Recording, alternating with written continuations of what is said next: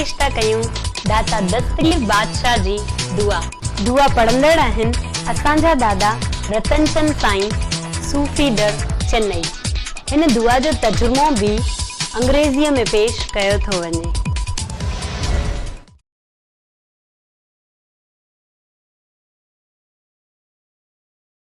जनाब हजरत पीरा पीर दाता दस्तगीर बादशाह पलो पाए थो पिना या पीर मुते रहम कर।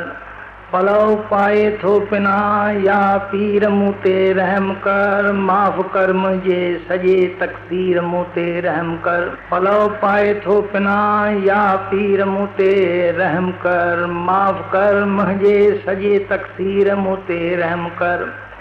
ला दवा ही दर्द दिल जो, ला दवा ही दर्द दिल जो वस वेजन जो वियो। छोटकारे जे करे तदबीर मुते रहम कर। ला दवा ही दर्द दिल जो वस वेजन जो वियो। छोटकारे जे करे तदबीर मुते रहम कर। जान थी बेजान सारी दिल स्याही में सरे। जान थी बेजान सारी दिल स्याही में सरे। नातवानी जी ॾिसी तस्वीर मुते रहम कर। जान थी बेजान सारी दिल स्याही में सरे। नातवानी जी ॾिसी तस्वीर मुते रहम कर रहम कर। वियो जिगर जेरो जली सब दर्द हिन दिल सोज़ खां। वियो जिगर जेरो जली सब दर्द हिन दिल सोज़ खां। नाहे मुंहिंजी आहे में तासीर मुते रहम कर। वियो जिगर जेरो जली सब दर्द हिन दिल सोज़ खां। नाहे मुंहिंजे आह में तासीर मुते रहम कर। दिल संदो ही दर्द मुंहिंजो आहे जंहिं आजिज़ कयो।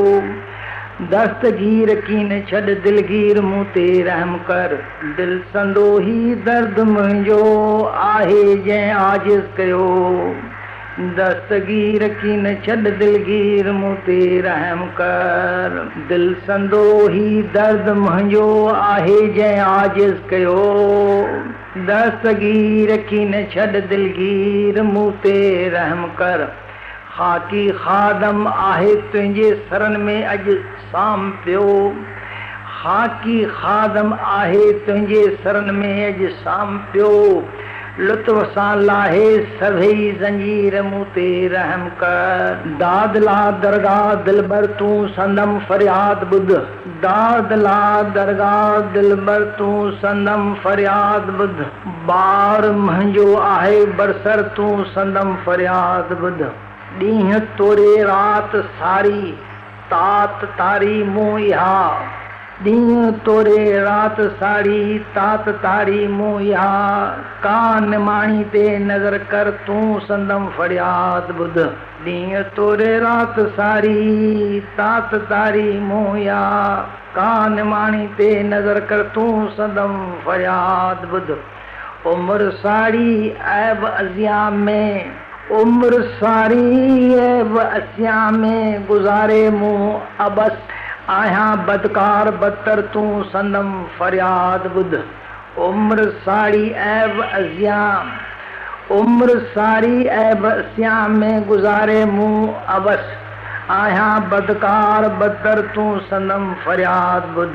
कर मदद मिस्कीन जी ऐं शही हर दो जहान।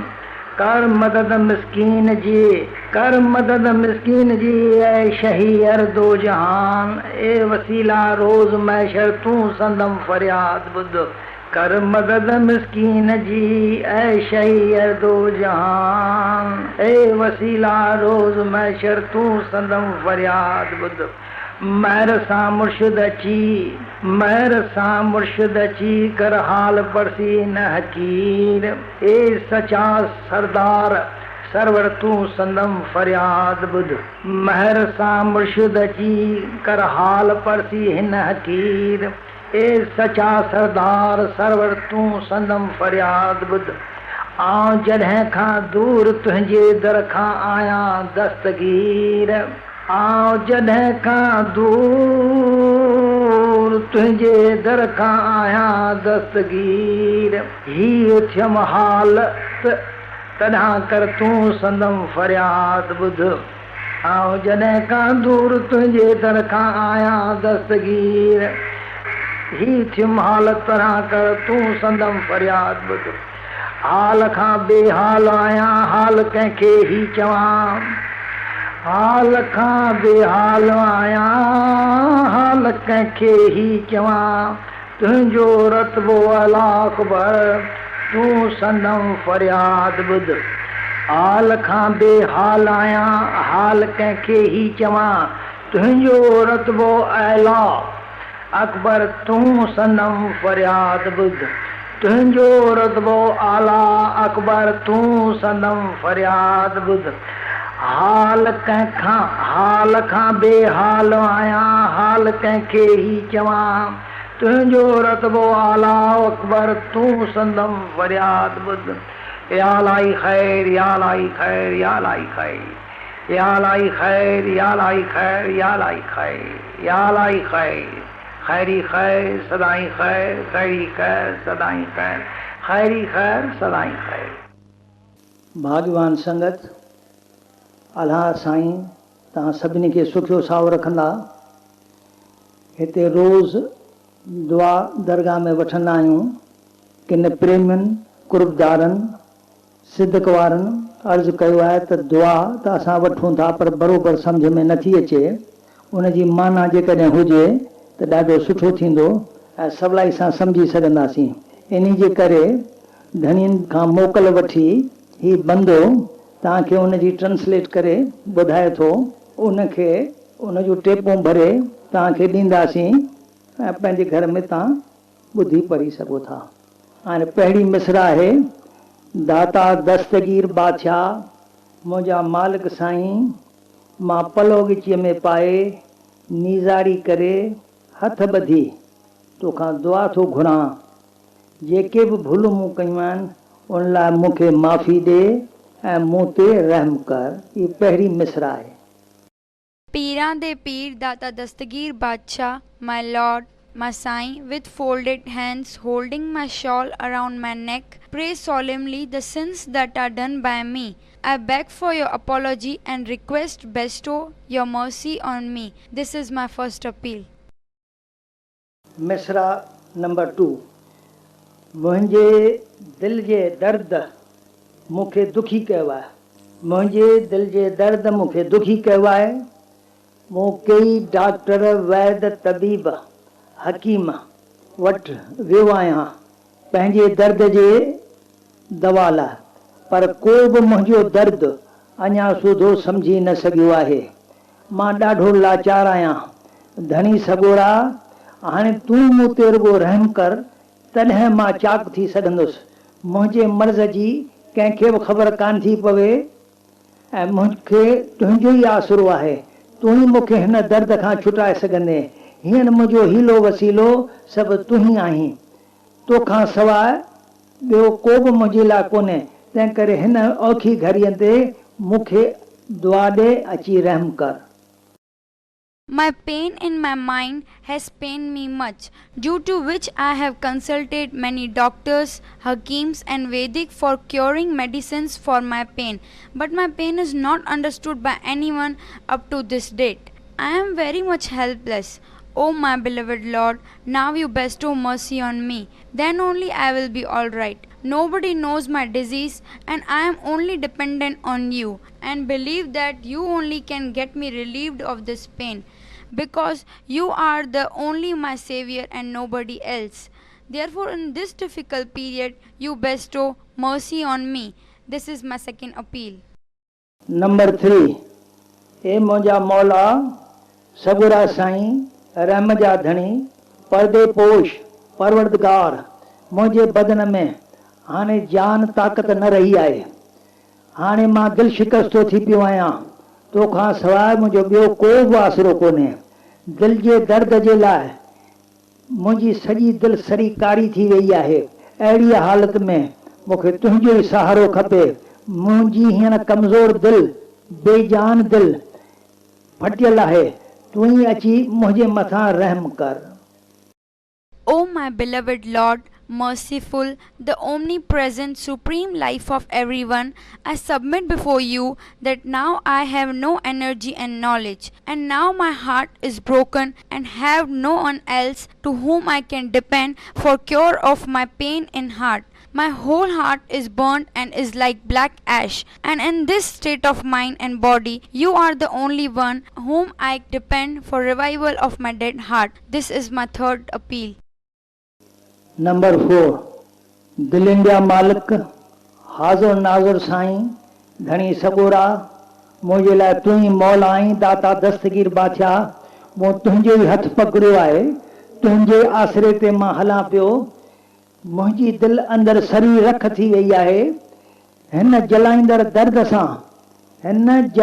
दर्द सां मां नाचार ऐं हिमत हारे वेठो आहियां हींअर मुंहिंजे दहां में एॾो असर ताब दम नाहे जो मां तो वटि पुॼी सघां तंहिंजे करे मुंहिंजे मदान ते रहम कर जेके भुलूं कयूं आहिनि मूंखे रहम कर मूंखे माफ़ी ॾे मूंखे हाणे पाण अची पाण सां मिलाए ऐं रहम जी नज़र मुंहिंजे मथां कर O my Lord, omnipresent God, beloved and merciful, you are only my Savior. Piran de Pir, Data Dastagir Badshah, I have caught hold of your hand and I am alive because of that. My heart which is burnt and become ash and suffering from burning heart pain which has made me helpless, and I have lost my confidence, and therefore my cry has no strength which can reach you. Therefore have mercy on me for all mistakes done by me, and keep me with you under your blessed sacred eye. This is my fourth appeal. Number 5 हिन दर्द मूंखे बेवस ऐं बेहाल कयो आहे हिन दर्द मूंखे बेवस ऐं बेहाल कयो आहे कंहिं वटि मां वञा ऐं कहिड़ो दर पकड़ियां ए मुंहिंजा धणी सगोरा साईं मुंहिंजा पीरनि जा पीर तुंहिंजो नालो ई आहे पीरां दे पीर दाता दस्तगीर बादशाह जेॾो वॾो तव्हांजो नालो आहे एॾी मुंहिंजे मथां महर कर मां ॿियनि कहिड़नि दरनि ते वञी धका खां ॿियो कहिड़ो मुर्शिद ॻोल्हे लहां रहम कंदड़ धणी सगोरा मूंखे मायूस न कर ऐं अची मूं ते रहम कर O my omnipresent Lord, this pain has made me helpless and distressed. I cannot understand where to go and which door I should knock. O my beloved Lord, you are Piran ke Peer and you are named as Peer Data Dastagir Badshah. Therefore, according to your name and fame, you bestow your mercy of that size. I cannot think of any other door and cannot think of another murshid whom I can find. I therefore request for mercy on me and do not disappoint me. This is my fifth appeal. Number 6 ही बंदो ख़ाक जो पुतलो आहे हिकु ॾींहुं हिन जहान मां ज़रूरु लॾे वञिणो पवंदो ऐं मिटीअ में ई दाख़िल थियणो पवंदो तूं महिरबान आहीं ऐं मां तुंहिंजे शरण में आयो आहियां तूं महिरबान आहीं ऐं मां तुंहिंजे शरण में आयो आहियां पंहिंजी महर सां मुंहिंजूं सभई ज़ंजीरूं कटे लाहे फिटियूं कर ऐं मूं ते रहम कर वराए थो मां अर्ज़ु करियां त ही बंदो ख़ाक जो पुतलो आहे ख़ाक में ई वञी मिलंदो तूं दातार महिरबान आहीं ऐं मां तुंहिंजे शरण में आयो आहियां पंहिंजे महर सां मुंहिंजूं ज़ंजीरूं कटे सभई फिटियूं कर लाहे फिटियूं कर ऐं मूं ते रहम अची कर This man is statue of ash. One day he will give up this world and will be mixed in earth. You are kind enough and I have come to your refuge with request that by your kind power you cut off all my chains and throw them off and bestow your mercy on me. This is my sixth appeal. Number 7 मुंहिंजा मिठड़ा साईं दाता दस्तगीर बादशाह तूं मुंहिंजो फरियाद दहां ॿुध मुंहिंजे सिर ते जेको ॿार आहे उन लाइ तूं रहम कर वराए बि साॻियो अर्ज़ु थो करियां मुंहिंजा मिठड़ा साईं दाता दस्तगीर बादशाह पीरनि जा पीर दाता दस्तगीर बादशाह जेॾो तुंहिंजो नालो आहे बगदाद जो वाली आहीं तूं मुंहिंजे मथां रहम कर जेको सिर ते मुंहिंजे ॿार आहे उहा मुंहिंजी दहां ॿुध तूं मुंहिंजो फरियाद ॿुध अची मूं ते रहम कर मां फरियादी आहियां मिठड़ा महबूब मालिक तू खुद मुख्तियार बादशाह आहीं, तो में सब ताक़त आहे, ॿिन्ही जहाननि जो वाली आहीं, तो में ताक़त ऐं तौफ़ीक़ आहे, जेकी चाहीं सो करे सघीं थो। मुंहिंजे मथां रहम कर, तो में सभु सक आहे ऐं मुंहिंजो तो ते ई आसरो आहे। मां ॿिया कहिड़ा दर वञी घुमां, मूं ते रहम कर, मूं ते रहम कर, मूं ते रहम कर। My beloved Savior, Data Dastagir Badshah, you hear my requesting cry. The load that is on my head, you remove it, for which I request you, my sweet Savior, Data Dastagir Badshah, Piran ke Pir, Data Dastagir Badshah, your name as owner of Baghdad bestow on me. Hear my cry and request, because I conclude as complainant that my sweet Savior, you are King holding all powers and authority to do anything anyway. Therefore I have your refuge and I am unable to locate another door. I request for mercy, mercy, mercy. This is my 7th appeal. Number 8, ए मुंहिंजा साईं, ॾींहं राति मूंखे तुंहिंजे लाइ तरफ़ तात अंदर में आहे। हे मुंहिंजा साईं, ॾींहं राति मूंखे तुंहिंजे लाइ तरफ़ तात ऐं यादि दिलि अंदर आहे। उहा यादगिरी मूंखे हर वक़्तु सताए थी। मां बार बार अर्ज़ु करे चुको आहियां, हींअर बि मूं निमाणीअ ते रहम कर ऐं मुंहिंजो अर्ज़ु अघाए ऐं मूंखे पंहिंजो कर ऐं क़बूल कर। O my Lord, I have for you eagerness and faith for last night of my life, and that remembrance disturbs my mind every moment, and I therefore request every now and then to have mercy on me and accept me as your disciple. This is my 8th appeal.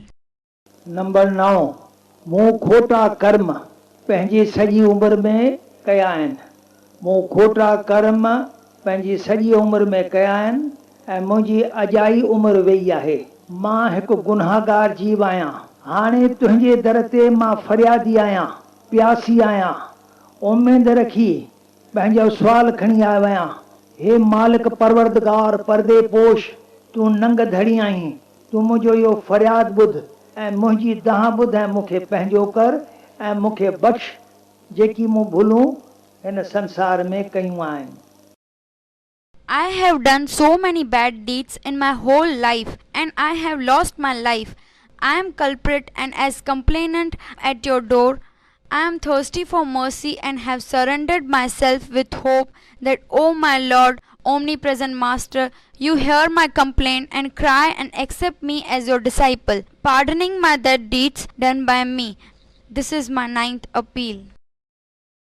Number 10, मुंहिंजा मालिक साईं धणी सॻोरा, बार बार दाऊं कयूं अथमि, जेकी बि मथे चई चुको आहियां, वरी बि अर्ज़ु थो करियां अव्हां खे त मां मिसकीन गुनाहगार तव्हांजे दर जो ॿानो आहियां। मां मिसकीन गुनाहगार तव्हांजे दर जो ॿानो आहियां ऐं तव्हांखे मदद करणी आहे। इहो मुंहिंजो अर्ज़ु आहे। तव्हां ॿिन्ही जहान जा मालिक आहियो, बादशाह आहियो, सभु कुझु करे सघो था।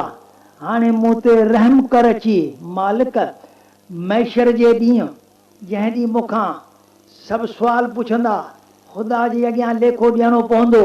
मुंहिंजे करकूत जेके मूं कया आहिनि तंहिंजी माफ़ी बि तूं ई वठी ॾिजांइ। उन महिल तूं ई अची हमराही थिजांइ, मुंहिंजो फरियाद ॿुधजांइ। मां तुंहिंजे शरण हींअर ई थो पवां। मुंहिंजा परवरदिगार, बार बार वरी मां तव्हांखे तोखे अर्ज़ु थो करियां त मुंहिंजी सुनाई तूं अची उन वक़्तु कजांइ। उन वक़्तु मुंहिंजो ॿियो केरु बि कोन्हे। मैशर जे टाइम ते तूं ई मुंहिंजो मुर्शिद थींदे, तूं ई मुंहिंजो हादी थींदे, तूं ई मुंहिंजो साईं थींदे, तूं ई मुंहिंजो सतगुरु थींदे, तूं ई मुंहिंजो परमात्मा थींदे। मां गुनाहगार ख़ुदा खे कहिड़ो लेखो ॿुधाए सघंदुसि। उन वक़्तु मुंहिंजो ॿियो को बि हमराही कोन थींदो, न को मुंहिंजो मिट, न को मुंहिंजो माइट, उते केरु बि कोन्हे। उते ॾाढी सरकार आहे, उनखे लेखे ॾियण जे लाइ तूं ई मुंहिंजी हमराही थिजांइ त जीअं मां पार पवां ऐं तुंहिंजे चरणनि में अची वासो करियां या मूं ते रहम कजांइ।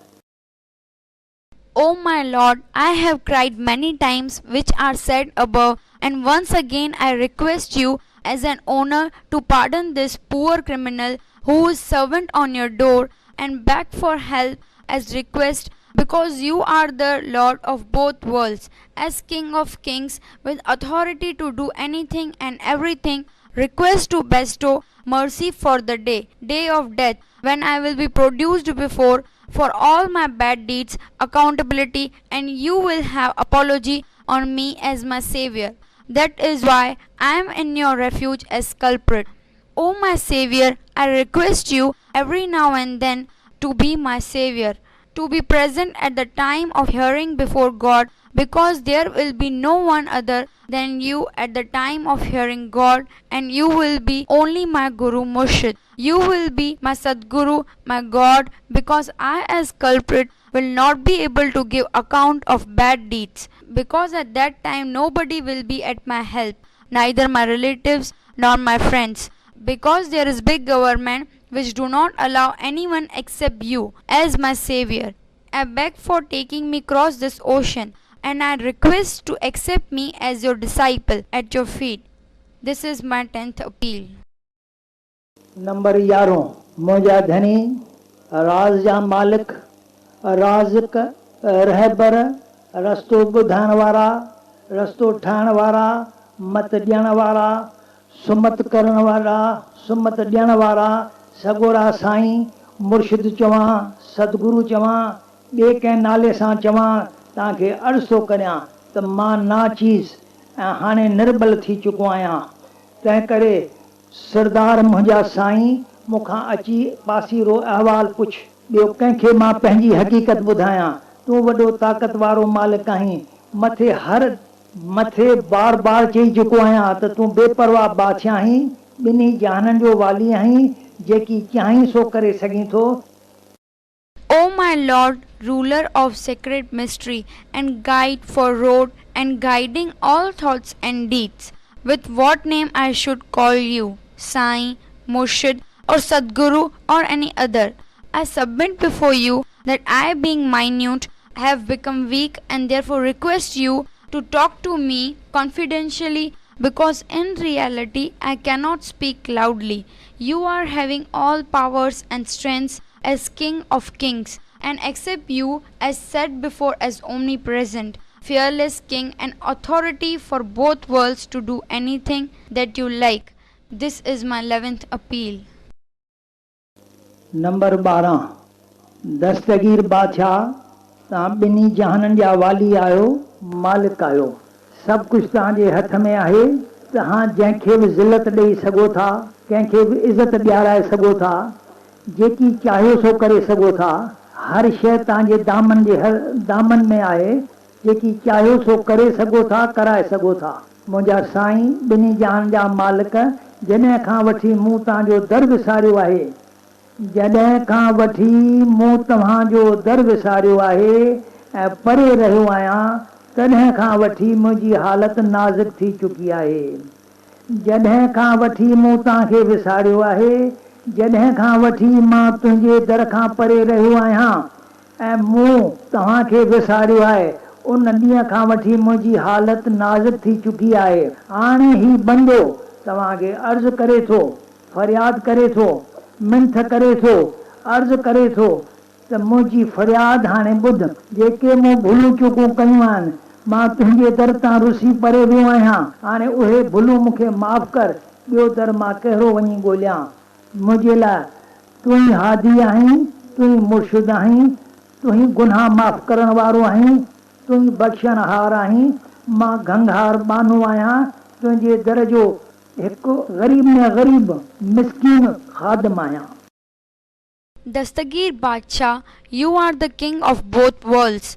Everything is under your hand. You can give disrespect to anyone at the same time giving respect. And what you like you can give from your hands. Everything lies under your reach. I have forgot this, therefore I am suffering and my body is in serious condition, because I have forgotten you. Now I as culprit submit before you and request you to hear my submission and the mistakes that I have done. Pardon me all. Therefore is no other door left visible to me. You always pardon the culprits, and I am one and poor servant at your door. This is my 12th appeal.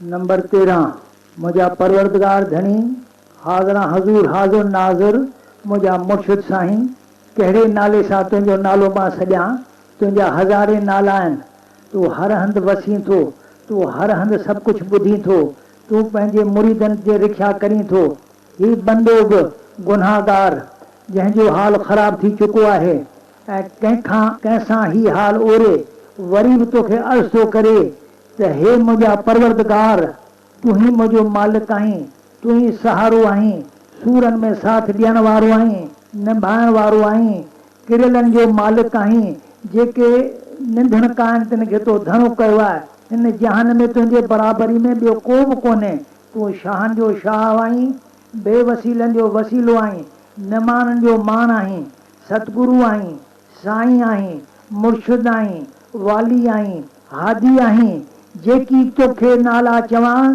से तमामु थोरा आहिनि मां प्यार प्रेम मां जेकॾहिं तूं चवां तॾहिं बि माफ़ी ॾिजांइ जे तव्हां चवां तॾहिं बि माफ़ी ॾिजांइ का भुल चुक मूंखां थी हुजे तॾहिं मूंखे माफ़ी ॾिजांइ मां गुनाहगार तुंहिंजे दर जो आहियां जेकी मूं ही चयो आहे दुआ जे माना ॾिनी आहे उन में का बि मूंखां ख़ता थी वई हुजे त मूंखे माफ़ी ॾिजांइ वरी बि परवरदिगार मां रिपीट थो करियां मुंहिंजो हाल ख़राब थी चुको आहे ऐं केरु बि मुंहिंजो मददगार न रहियो आहे हीअ जहां पंहिंजी कंहिंखे ॿुधायां हिकु तूं ई मुंहिंजो सहारो आहीं साथ ॾियण वारो आहीं निभाइण वारो आहीं हिन जहान में तुंहिंजे बराबरी में ॿियो को बि शाहनि जो शाह मालिक कोन्हे जंहिंसां वञी मां पंहिंजो हाल ओढ़ियां तूं ई मालिक आहीं तूं ई वसीलो आहीं तूं ई हीलो आहीं मां गंगार आहियां मां गुनाहगार आहियां मुंहिंजी पत रखजांइ मुंहिंजो फ़रियाद ॿुधजांइ या अलाई ख़ैर या अलाई ख़ैर या अलाई ख़ैर या अलाई ख़ैर या अलाई ख़ैर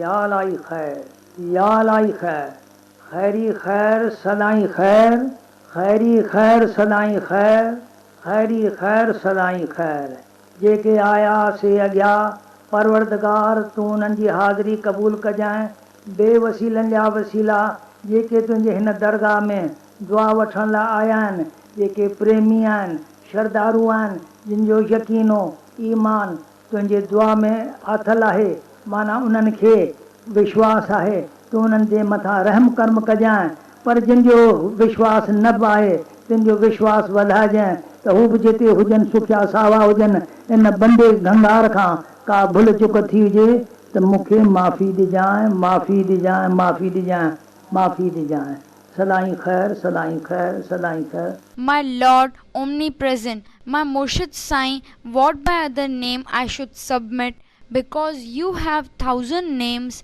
and you are present everywhere, every time. You hear everything and you take care of your disciples. O my Savior, you are my Lord. I am always with your help, and in pains of life you stand as helper of your disciples who have no other relatives.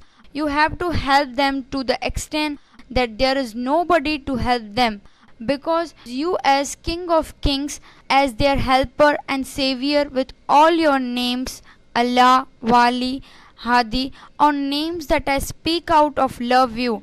As Master, pardon me for the mistakes made by me.